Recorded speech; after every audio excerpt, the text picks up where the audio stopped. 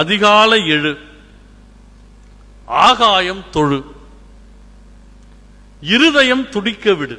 காலையில எழுந்ததும் ஐதர் வாக்கிங் போகணும், இல்ல ஜாகிங் போகணும், ஏதோ ஒண்ணு. அதிகாலை எழு, ஆகாயம் தொழு, இருதயம் துடிக்க விடு. ஈறு அழுந்த பல் தேய். பல பேர் காஸ்மெட்டிக் பிரஷிங் தான், பல்ல தாண்டி மேல போகாது. கோயம்புத்தூர்ல அன்னபூர்ணா உணவகங்கள் இருக்கு. அதோட உரிமையாளர் மறைந்த தாமோசாமி பெரியவர். அவர் வீட்டில் உட்கார்ந்து நாங்கெல்லாம் மதிய உணவு சாப்பிட்டு இருக்கோம். இந்த அசைவ உணவை கடிக்கிறதுக்கு அவர் கொஞ்சம் சிரமப்பட்டார். அப்போ ஒரு பையன் சொன்னாரு, அப்பா நீங்க ஒன்றும் கவலைப்படாதீங்க, இந்த பல்லு விழுந்தா கூட மறுபடியும் முளைக்க வைக்கிறதுக்கெல்லாம் இப்ப விஞ்ஞானம் வளர்ந்துருச்சு அப்படிங்கிறார். இவர் சாப்பிட்டுக்கிட்டே சொல்றார், இந்த அனுபவ அறிவுங்கிறது தான். ஒரு குறிப்பிட்ட வயசுக்கு மேல சிலதெல்லாம் திங்கப்படாதுன்னு தான் பல்லே விழுது, அதை போய் மறுபடியும் முளைக்க வைக்கிறானுங்களாமா, அர்த்தம் கேட்டவனுங்க அப்படின்னார். போற போக்கில் அவர் சொன்ன ஒரு கமெண்ட்.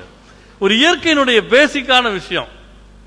அந்த ஈறு அழுந்த அழுந்த அதில் பரவுகிற ரத்தம் பலம் கொடுக்கிறது. அதனால வகுப்புல தமிழாசிரியர் கேட்டார், பல் கீழே விழுந்தது, இலக்கண குறிப்பு கொடுன்னார்.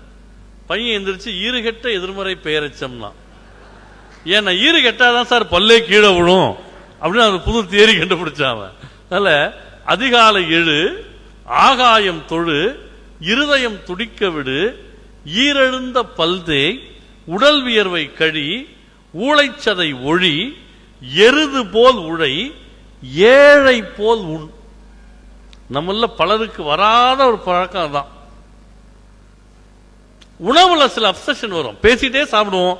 குறிப்பா இந்த டிவி பார்த்துக்கிட்டே சாப்பிட்றதுனாலதான் சில வீடியோல கேட்கலாம், என்ன வழக்கத்தை விட 5 கிலோ அரிசி அதிகமா வாங்குறோமே, விருந்தாளிகள் வந்தாங்களான்னு.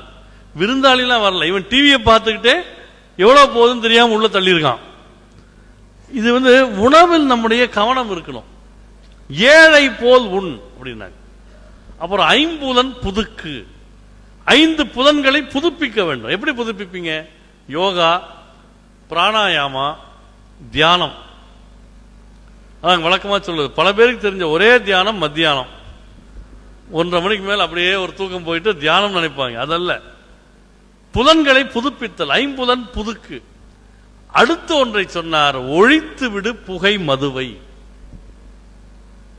இங்க நான் கேட்கிறேன், இந்த ஆடு மாடெல்லாம் மேய போகுது இல்ல, அது விஷ மூலிகைகள்ல வாய வச்சு செத்து போச்சுன்னு என்னைக்காவது கேள்விப்பட்டிருக்கோமா?